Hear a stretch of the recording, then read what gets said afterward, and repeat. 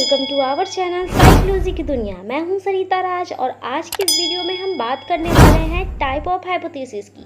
जैसा कि मैंने पिछली वीडियो में बताया है, तो हमारा पहला हाइपोथेसिस जो है वो चरों की संख्या के आधार पर है, जो है सिंपल हाइपोथेसिस और कॉम्प्लेक्स हाइपोथेसिस। दूसरा जो है हमारा हाइपोथेसिस वो चरों में विशेष संबंध के आधार पर है, जिसमें यूनिवर्सल हाइपोथेसिस और एग्जिस्टेंशियल हाइपोथेसिस है।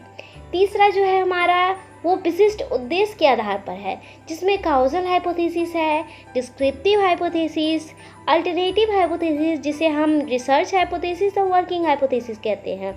चौथा है नल हाइपोथेसिस और पांचवा है स्टैटिस्टिकल हाइपोथेसिस। तो इन सब को हम एक एक करके जानेंगे।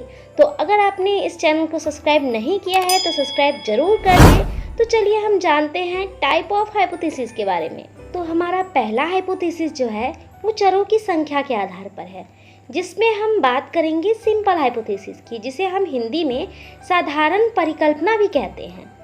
सिंपल हाइपोथेसिस में हमारा दो वेरिएबल होता है, यानी दो वेरिएबल के बीच में हम रिलेशन देखते हैं। जैसे बच्चों में इंटेलिजेंस और क्लासरूम अचीवमेंट का पॉजिटिव कोरिलेशन देखना, तो ये एक तरह से सिंपल हाइपोथेसिस हो गया। तो अब हम बात करेंगे कॉम्प्लेक्स हाइपोथेसिस की, जिसे हम हिंदी में जटिल परिकल्पना कहते हैं। इसमें चरों की संख्या 2 से अधिक होती है और उन चरों की संख्या में हम खास संबंध देखते हैं। जैसे कि हम कह सकते हैं कि शहर के हाई इकोनॉमी स्टेटस के लोगों की अपेक्षा देहात के मिडिल सोशल इकोनॉमी स्टेटस के लोगों में धूम्रपान यानी स्मोकिंग टेंडेंसी अधिक होती है।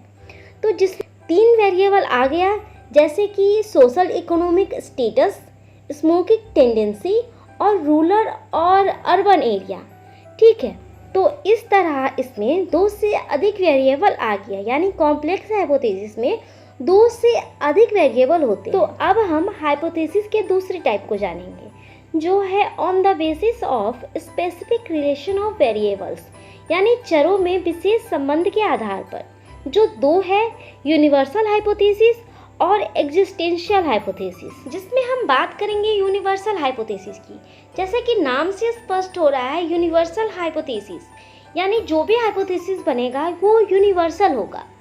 तो हम जो भी हाइपोथेसिस बनाएंगे वो हर तरह से, हर परिस्थिति में, हर समय चरों का जो मान होगा, यानी चरों की जो वैल्यू होगी, वेरिएबल की जो वैल्यू होगी, वो हमेशा बना रहेगा।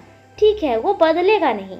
जैसे कि हम कह सकते हैं कि मानव की सीखने की प्रक्रिया, यानी जो भी ह्यूमन होते हैं उसकी लर्निंग का जो प्रोसेस होता है वो पुरस्कार और प्रशंसा द्वारा तेज होता है।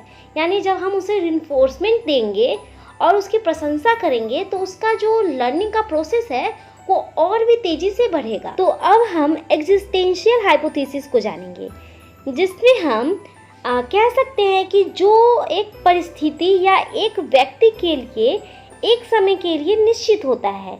यानी हम कह सकते हैं कि किसी क्लास में कम से कम कोई एक ऐसा छात्र तो होगा या कोई एक ऐसा व्यक्ति तो होगा जिसके सीखने की प्रक्रिया दंड देने से तेज होती है। तो इसमें हम जनरलाइज नहीं कर सकते कि सभी स्टूडेंट या सभी वर्ग के बच्चे जो है वो दंड देने से ही उसकी जो लर्निंग अच्छी होती है, ऐसा हम नहीं कह सकते। तो अब है तीसरा hypothesis, on the basis of specific purpose, यानी विशिष्ट उद्देश्य के आधार पर, जिसकी चर्चा हम अगले वीडियो में करेंगे। इससे पहले हमने पार्ट 1 और पार्ट 2 बना रखा है, आप उसे ज़रूर देखें, जो काफ़ी आपके लिए हेल्पफुल होगा। और ये वीडियो आपको कैसा लगा कमेंट में ज़रूर बताएं और अपने दोस्तों के साथ शेयर ज़रूर करें। Thank you.